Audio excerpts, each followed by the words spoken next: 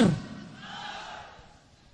कैसे हैं आप दोस्तों? मेरा नाम हेमंत शर्मा है और इतना गर्मजोशी और जोरदार तालियों के साथ आपने मेरा स्वागत किया, उसके लिए मैं आप सभी लोगों का हार्दिक अभिनंदन और धन्यवाद देता हूं।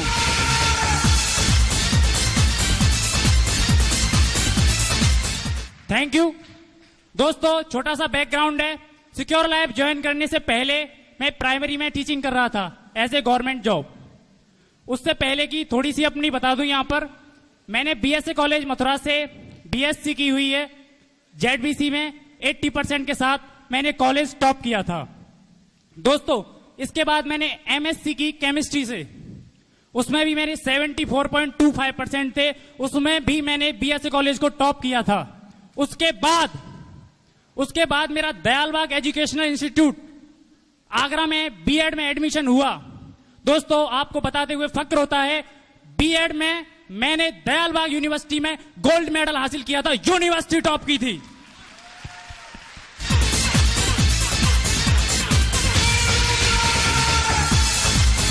थैंक यू दोस्तों। बीएड के बाद मैंने एमएड की दयालबाग एजुकेशनल यूनिवर्सिटी आगरा से।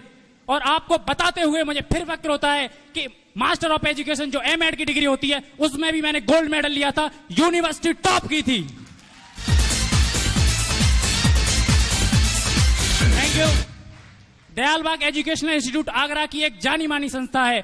उस संस्था से ड्यूरिंग एमएड करते हुए मैंने यूजीसी का जेआरएफ और नेट क्वालिफाई किया था, जो डिग्री कॉलेज में लेक्चरशिप के लिए योग्यता होती है। ड्यूरिंग एमएड क्वालिफाई किया था मैंने। थैंक यू दोस्तों। इसके अलावा मैंने एमए पॉलिटिकल साइंस से भी कर रखी है और पॉलिटिकल साइंस में भी मैंने नेट निकाल रखा है। थैंक यू दोस्तों। जहां लोग कहते हैं नौकरी के पीछे भागते रहते हैं, नौकरी के पीछे दौड़ते हैं, अभी बिल्कुल लेटेस्ट सेंट्रल गवर्नमेंट की फर्स्ट क्लास की नौकरी असिस्टेंट सीनियर साइंटिफिक की मैंने अभी के अभी छोड़ी है, वो अभी कुछ दिनों पहले।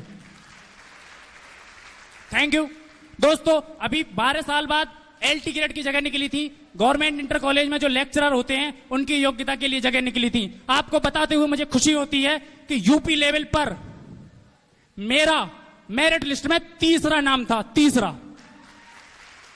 थैंक यू दोस्तों। उसमें भी मुझे गवर्नमेंट इंटर कॉलेज फतेहपुर में एक कॉलेज मिला था, वहां पर ज्वाइनिंग हुई थी क्योंकि मैंने सिक्योर लैब ज्वाइन कर ली थी और मेरा विजन क्लियर हो गया था। मैंने वह जॉब भी छोड़ दी।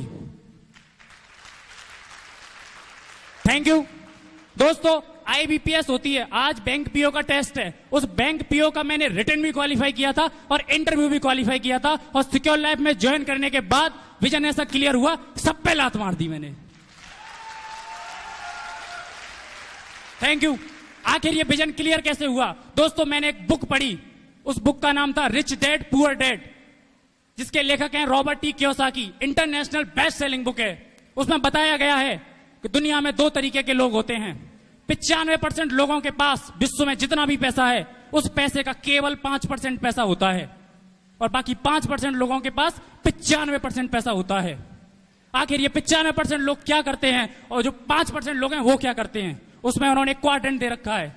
उसमें यह बताया है कि जो 95% लोग होते हैं वो या तो एम्प्लॉय होते हैं या फिर सेल्फ एम्प्लॉयड होते हैं, अपना कोई भी काम करते हैं। इनकी संख्या 95% होती है। लेकिन दोस्तों ये कभी भी, कितना भी दम लगा लें, कितनी भी मेहनत कर लें, ये 5% से ज्यादा पैसे नहीं कमा सकते क्योंकि ये अपना टाइम दूसरे लोगों को बेचते हैं।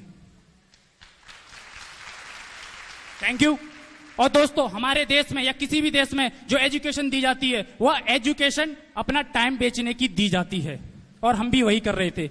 लेकिन आखिर 5% लोग क्या होते हैं दोस्तों? ये बहुत बड़े बिजनेस ओनर होते हैं या इन्वेस्टर होते हैं जो पैसे से पैसा कमाते हैं। और मुझे आपको बताते हुए बहुत फक्र होता है कि आप आज के समय में नेटवर्क मार्केटिंग वो बिजनेस है कि जिसके द्वारा आप डायरेक्ट बी क्वाड्रेंट में आ सकते हैं। आप उन 5% लोगों की श्रेणी में आ सकते हैं जिनके पास विश्व का 95% पैसा होता है। थैंक यू दोस्तों। ये जो 5% लोग होते हैं ये दूसरे लोगों का टाइम खरीदते हैं। इनके पास एक टीम होती है, एक ग्रुप होता है, एक सिस्टम होता है। ये काम करें तब भी पैसा आता है, काम नहीं करें तब भी पैसा आता है। थैंक यू दोस्तों। अभी जब आप फील्ड में जाते हो तो आपका विरोध होता है, यस और नो? लोग हंसी उड़ाते हैं। दोस्तों मेरे साथ भी यही हुआ था, जहां भी स्टार्टिंग में प्लान लेके जाता था सब मुझसे यही कहते थे, जब इतने पढ़े लिखे बेवकूफ बन सकते हैं तो बाकी और लोगों का कहना ही क्या, कोई नहीं ज्वाइनिंग लेता था दोस्तों। लेकिन बावजूद इसके सर ने मुझे बताया, मेरे ग्रेट अपलाइन, मैं आज जो कुछ भी हूं उनकी वजह से हूं। मैं चाहूंगा आप एक जोरदार तालियों के साथ उनका धन्यवाद अर्पित करें। उनका नाम है श्री राम प्रकाश पाठक जी।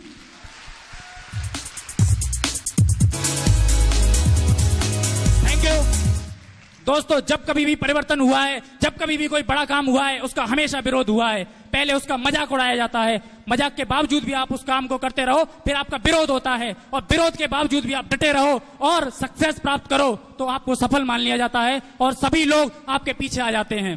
तो दोस्तों क्या आप टिकने के लिए तैयार हैं? दोस्तों अगर आप टिकने के लिए तैयार हैं तो यहां से वो सब कुछ आपको मिल सकता है जो यहां से किसी को भी मिल सकता है। थैंक यू दोस्तों।